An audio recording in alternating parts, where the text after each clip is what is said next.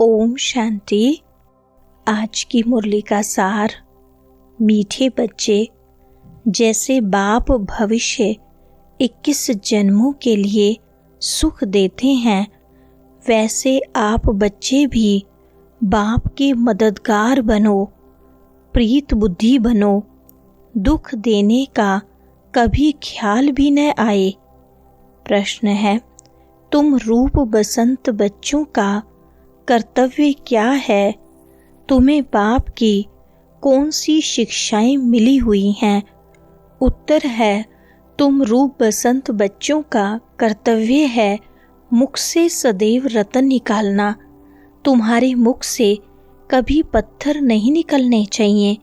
सर्व बच्चों प्रति बाप की शिक्षा है कि बच्चे आपस में कभी एक दो को तंग नहीं करना, गुस्सा नहीं करना। यह आसुरी मनुष्यों का काम है।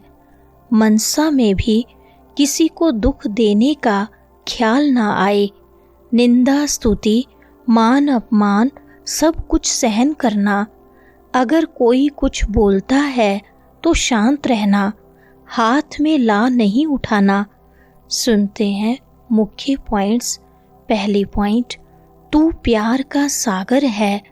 वो तो ऐसे ही सिर्फ महिमा गाते रहते हैं। इतना प्यार नहीं है क्योंकि पहचान नहीं। तुमको बाप ने पहचान दी है कि मैं प्यार का सागर हूँ और तुमको प्यार का सागर बना रहा हूँ। बाप प्यार का सागर कितना सबको प्यारा लगता है। वहाँ भी सब एक दो को प्यार करते हैं। यह तुम यहाँ सीखते हो। किसके साथ भी विरोध नहीं होना चाहिए, जिसको बाबा लून पानी कहते हैं। अंदर में किसके लिए नफरत नहीं होनी चाहिए। दूसरी पॉइंट, नफरत करने वाले कलयुगी नरकवासी हैं। जानते हो हम सब भाई बहन हैं। शांति धाम में हैं तो भाई भाई हैं।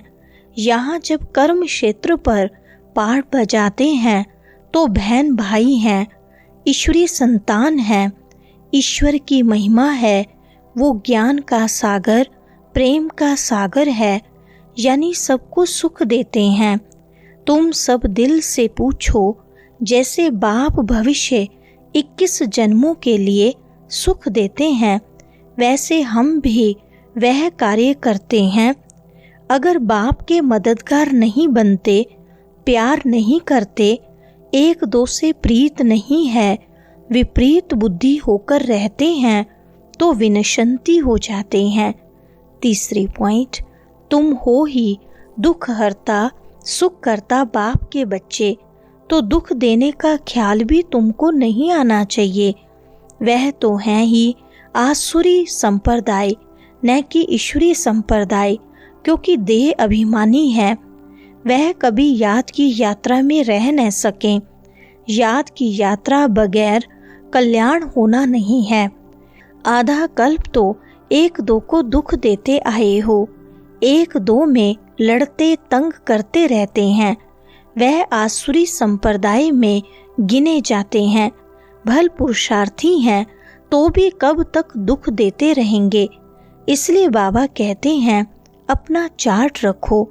चार्ट रखने से मालूम पड़ेगा हमारा रजिस्टर सुधरता जाता है या वही आसुरी चलन है। चौथी पॉइंट, बाबा सदैव कहते हैं, कभी किसको दुख न दो।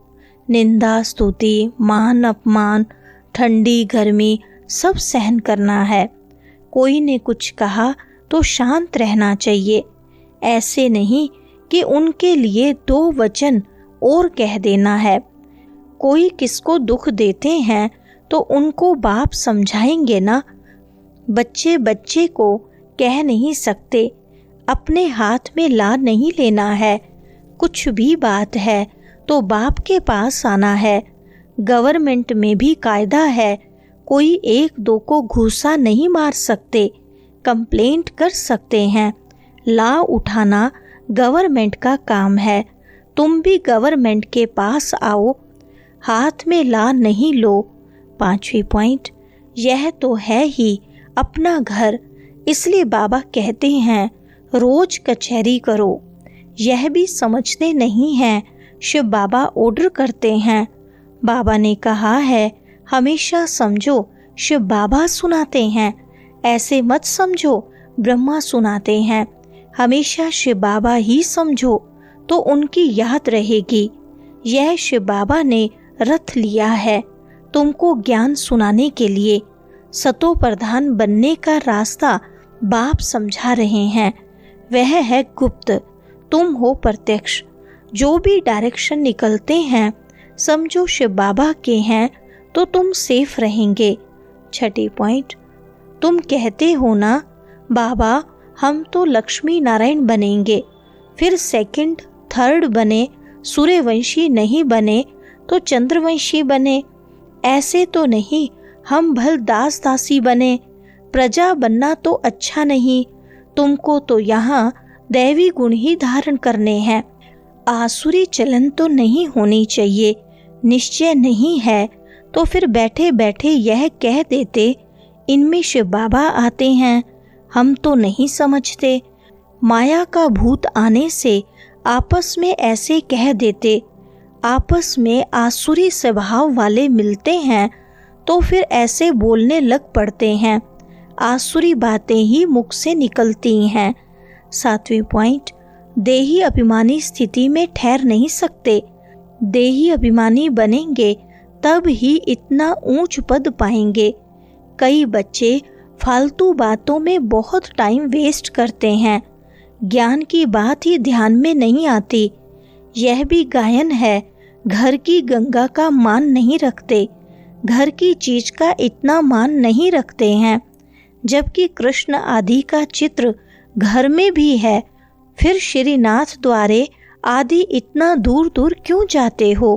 बाप खुद कहते हैं तुम बच्चों ने बहुत पैसे बर्बाद किए हैं। यह भी ड्रामा में पार्ट है जो तुमको धक्का खाना पड़ता है। यह है ही ज्ञान और भक्ति का खेल।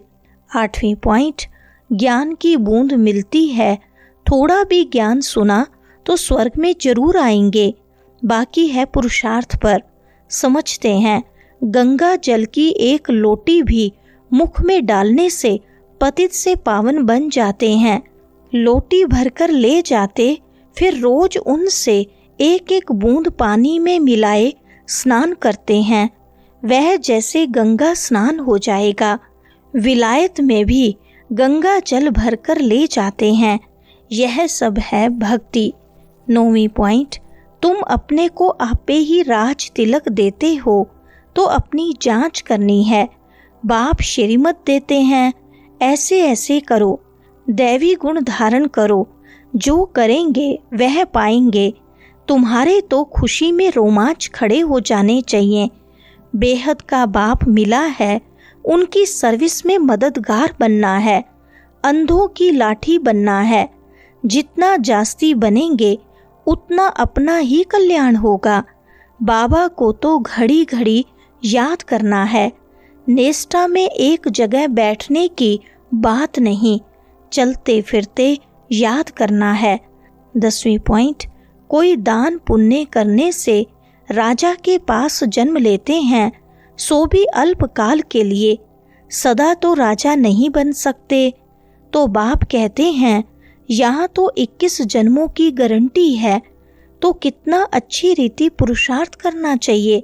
पुरुषार्थ नहीं करते हैं तो गोया अपने पांव पर कुल्हाड़ा मारते हैं।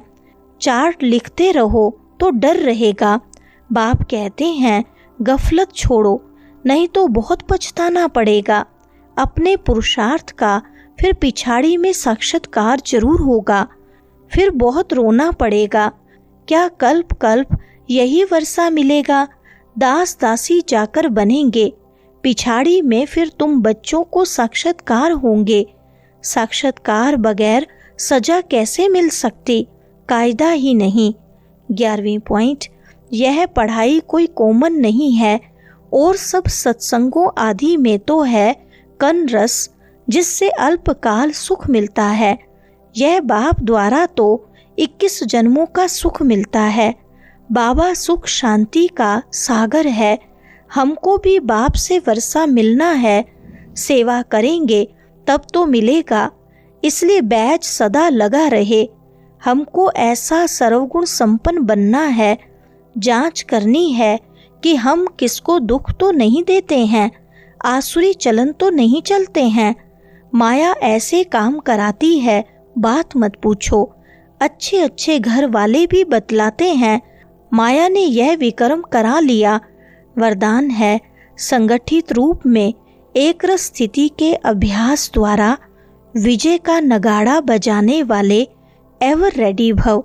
विस्तार है, विश्व में विजय का नगाड़ा तब बजेगा जब सभी के सब संकल्प एक संकल्प में समा जाएंगे। संगठित रूप में जब एक सेकंड में सभी एक रस स्थिति में स्थित हो जाएं, तब कहेंगे एवर रेडी। एक सेकंड में एक मत, एक रस स्थिति और एक संकल्प में स्थित होने की ही निशानी उंगली दिखाई है, जिस उंगली से कलयुगी पर्वत उठ जाता। इसलिए संगठित रूप में एक रस स्थिति बनाने का अभ्यास करो, तब ही विश्व के अंदर शक्ति सेना का नाम बाला होगा। स्लोगन है, श्रेष्ठ पुरुषार्थ में थकावट आना यह भी आलस्य की निशानी है। अच्छा, ओम शांति।